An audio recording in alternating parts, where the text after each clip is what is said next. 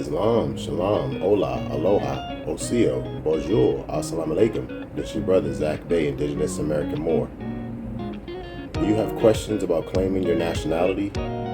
Are you confused or hesitant on how to get started or where to get started? Resources on what to study, questions and answers, maybe even a question on where to purchase an authentic fez. Help me help you. Book your session below. Use keywords Moorish nationality.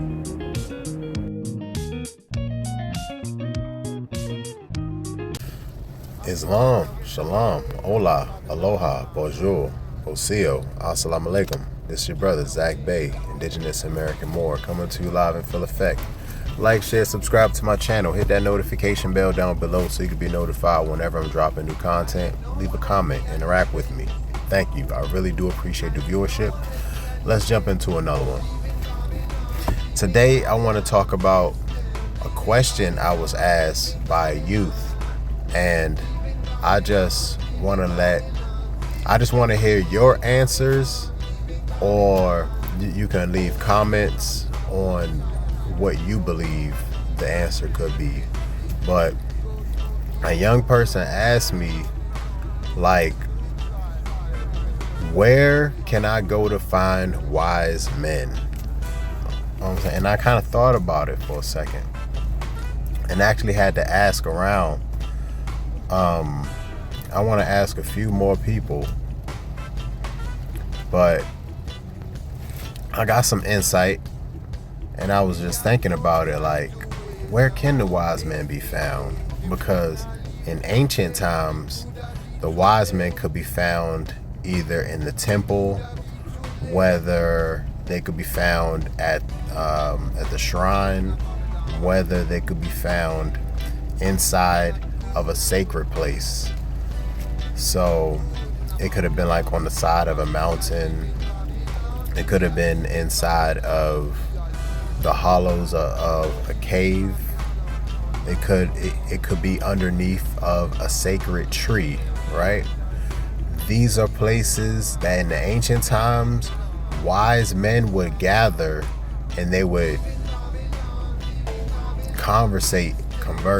They would have discussions and conversations on philosophies, on ideas, imparting wisdom to the youth. The youth could come and simply sit and just listen to them talk.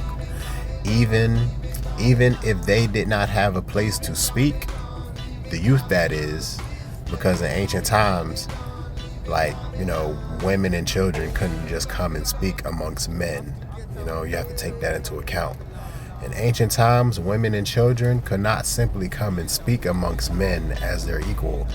It wasn't like that. So men would gather and speak and talk to one another, right? So it made me think, in today's modern age, where can young men go? And me thinking about what this young person asked me, if they're trying to find wisdom out here in the world, where could a young person go in today's modern age, in today's modern times, to be surrounded by the wisdom of the elders? You know what I'm saying? I had a few ideas of my own, but I'm going to start off with the idea that I heard from the brother I asked on the job. He said, in the field. And what he meant by that was not necessarily out in the blue collar trades, but also in the blue collar trades, but not just isolated to that, but out in the field working is what I got from it. Out here in the world where men are doing, pretty much doing their work. All right. I thought about it in terms of, in the blue collar trades, there's like masters and there's journeymen. And then there are apprentices. He brought it up as apprentices are training to be journeymen. And then I thought about how in the olden times, that's how it was done often. Masters of a skill, a trade, a blacksmith, a tailor, a miller, whatever, a fisherman, they would take on apprentices, younger men, and they would show them the trade. They would show them the ropes, right? They would show them the art in which they are working on perfecting and becoming. And in years of studying and training and practicing, they are a journeyman, and then they eventually can become a master. He told me, and the piece of wisdom that I got was, he said, and explaining that like a wise man works for himself, because he explained it in terms of being an apprentice and then learning as a journeyman, you can eventually open up your own business and just work for yourself. So I took the piece of wisdom I got from that conversation was a wise man works for himself. And I think that was really, really valuable, honestly. Also, my own wisdom on this, I feel that particularly in my community, wise men can be found at the barbershop. Now, I know a lot of people know how men go to the barbershop. They sit, they talk, they have conversations about all types of topics, right? I started thinking about it not just on those lines, but also on more of a spiritual side, all right? At the barbershop, these men, these professionals are working on the hair. They're working on the head, particularly, right? And hair grows from the head. And what does the head house? The head houses your brain, and your brain houses your mind, right? So, and in loose terms, you can sort of say that a barbershop is a place where men go to work on their minds, or to work on the minds of men. And in certain terms, you can kind of say that. Hair grows from the head. Hair grows from the face. The face holds expressions, right? The face hold, and then and through expressions, it also can hold experience, right? Whether or not you can see the gray on a man, the gray hairs would normally signify wisdom or experience, right? So, in looking at a place like the barbershop, when men go and have these conversations and talk and work on the hair, they work on the head, they work on the face, and all that encompasses the mind. It encompasses spirituality, it encompasses wisdom, it encompasses experience, right? And I was like, wow, there's so many levels to that. And I'm like, is that something that we have taken from our ancestors, and it's just like, it's still in us even to this day? Epigenetics and things of that nature, right? And I'm like, to this day, men still go to the barbershop and they have these conversations, and a young man can go there and find wisdom in more or less terms, right? If you're familiar with, if you grew up on the East Coast, even the Northeast in the cities, I would say, I think of New York, right? In New York City, there's parks, and in parks, I realized that there are men that go there on a daily basis and they play chess, fam. They play chess. They play Go, shogi, they might play checkers. They're playing games of the mind. These are also wise men. All right? It's a place where these men go to test their mental acuity, to go to test their mental sharpness, to test their will against another, right? In games of intellect, right? In more or less terms, I'm starting to gather and I'm trying to impart information on the youth to, if you are going and you have questions, right? Because I also thought about, as a youth, there comes a certain age where you're not asking questions anymore. There comes a certain age when the youth, I guess they start to, there's a certain way they start to feel themselves, and they may no longer ask questions, and they might think they have it all figured out, right? And it comes to the teenage years, you know, passing adolescence and all that.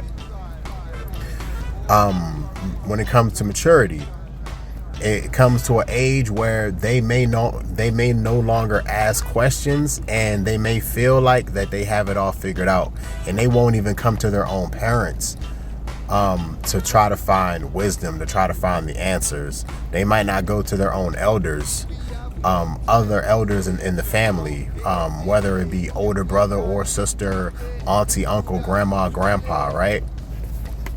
There just comes a certain age where the youth no longer ask questions. So if you are out in the world and you're just operating, and a youth comes to you and asks you a question, whether or not, it's more likely that it will be somebody who's youngest in your family, fam. But you know, you just never know. There's young people all over the place, but if they come to you, a youth comes to you and asks you a question, they clearly don't have it all figured out, fam. And do your best to try to impart some wisdom upon one of these young people out here, these young minds. You know, try not to be biased. Just try to do your best to impart your experience, may it be, right? I think that's very, very important. I'm gonna play a few videos to maybe kind of drive my point home, to kind of play along this this train of thought that I have, right? I'll be right back. Let me know how I'm doing down below. Like, share, subscribe to my channel.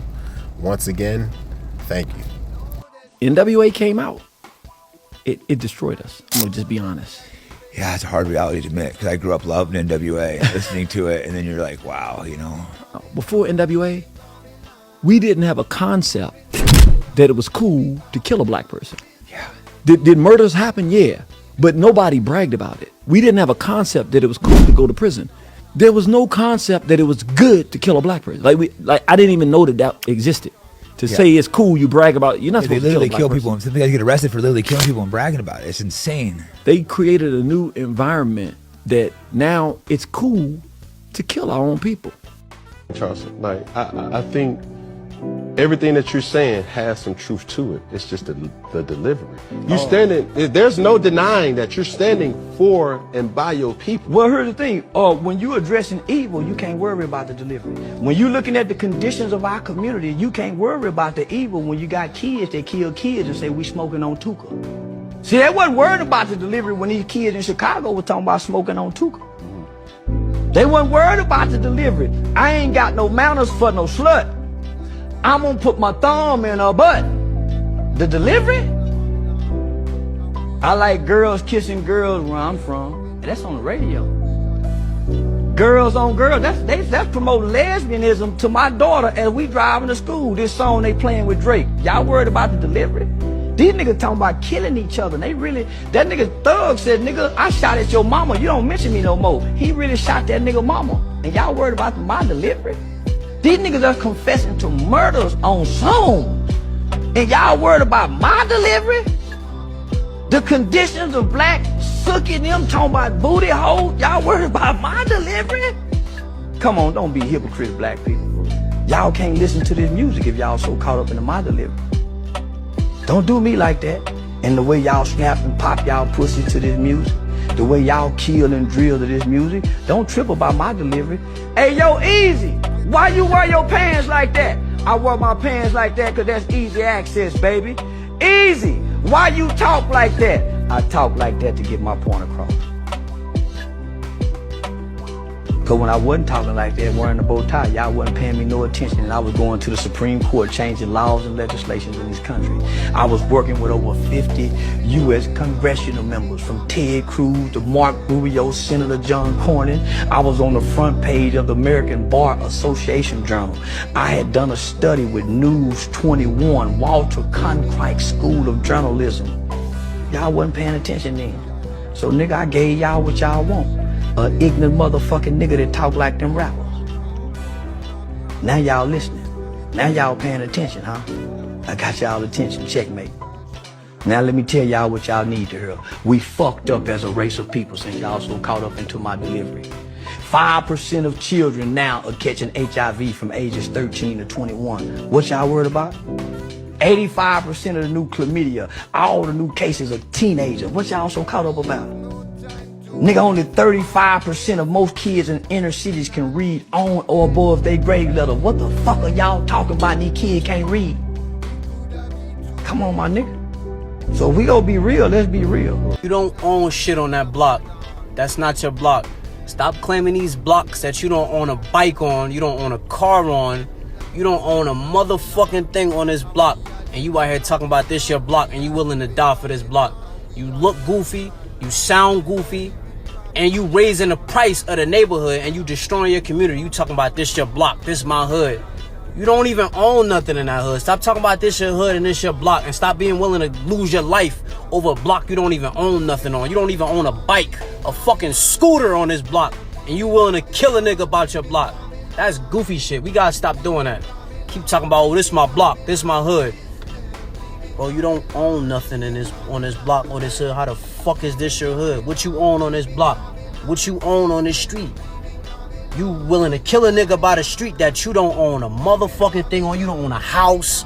You don't own a fucking apartment on this street. And you willing to keep talking about this your block. That ain't your fucking block.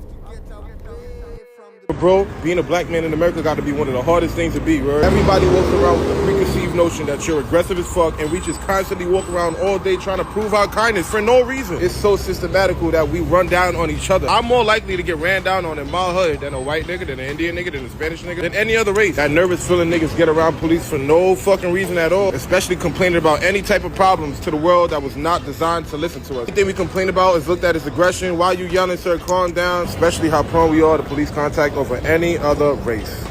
To my young men, pay attention to the advertisements. Pay attention. What they trying to sell you? Dick pills and gambling.